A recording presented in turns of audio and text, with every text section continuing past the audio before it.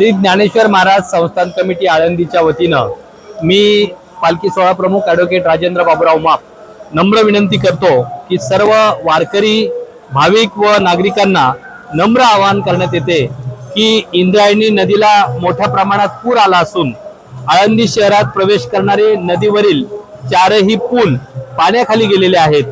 त्यामुळे सध्या आळंदी शहरात येणं सुरक्षित नाही। जे वारकरी व भाविक आळंदीच्या दिशेने प्रवास करत आहेत त्यांनी ज्या ठिकाणी आहात त्या ठिकाणी अथवा त्या लगतच्या सुरक्षित ठिकाणी थांबावं। आळंदीमध्ये येण्याचा कुठल्याही प्रकारे प्रयत्न करू नये। या ठिकाणी पुराची परिस्थिती पाहता आळंदी देवस्थाननं योग्य त्या सर्व दक्षता घेतलेल्या आहेत। महसूल प्रशासन असेल, पोलीस प्रशासन असेल, भाविक भक्त असेल, यांना नम्र आवाहन करण्यात येत आहे की आपण ज्या ठिकाणी असाल त्या ठिकाणी सुरक्षित थांबावं।